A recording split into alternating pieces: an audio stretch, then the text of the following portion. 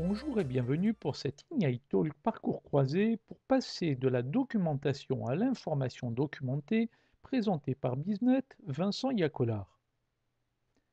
La documentation, sous toutes ses formes, est souvent critiquée.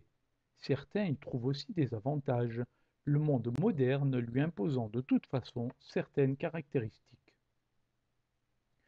Pour répondre à cette problématique, nous allons voir le contexte, l'intérêt, la perception de la documentation, puis les 5 étapes de mise en œuvre, et enfin les bonnes pratiques avec l'humain, la co-construction, le partage. Commençons par cerner l'intérêt des règles. Au niveau des individus, implication et compétences.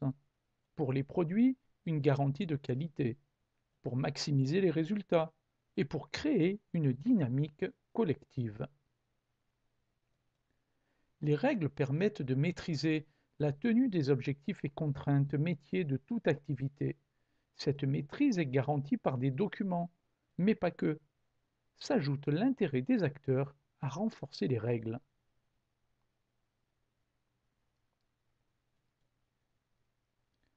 Notre rapport à la documentation a changé sous l'influence des systèmes de management, passant de la procédure écrite à la responsabilisation des acteurs, puis à l'information à valeur ajoutée.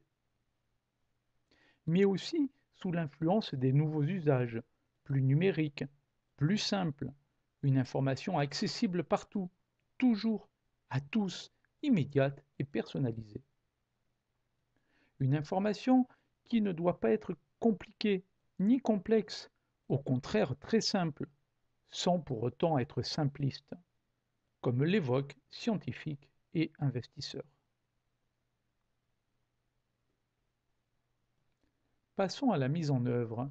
C'est l'analyse de risque garantissant la tenue des objectifs et opérationnels métiers qui détermine les dispositions juste utiles parmi les méthodes, main-d'œuvre et autres moyens.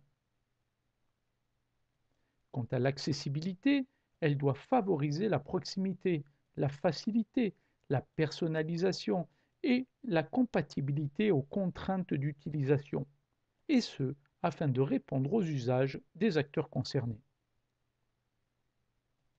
Pour la forme, elle sera variée, du plus classique au plus numérique, adaptée aux utilisateurs, lisible et percutante.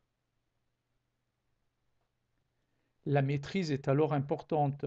Elle garantit que la règle est à jour, vérifiée, validée, versionnée et accessible aux seules personnes autorisées en toute confidentialité. Enfin, le cycle de vie finalise la maîtrise pour créer et modifier la documentation, l'identifier, la valider, la mettre à disposition, la classer et l'archiver, sans oublier de la détruire en fin de vie. Terminons par les pratiques. Sur le fond, l'information est visuelle, compréhensible, facile à utiliser, répondant à plusieurs besoins, maintenable par les utilisateurs, cohérente et juste suffisante. Autre pratique, privilégier la compétence à la procédure, c'est-à-dire multiplier le tutorat, briefing, groupe de travail, formation, avec des tuteurs de confiance engagés et exemplaires.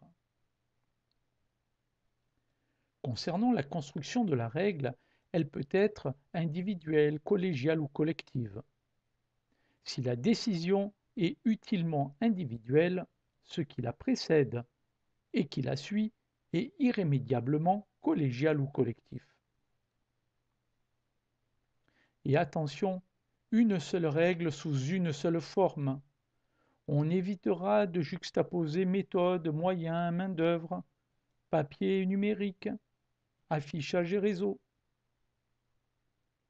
Enfin, les moyens de partage sont nombreux. Communauté, GED, intranet, wiki, médias sociaux, espaces de partage, gestionnaire de contenu.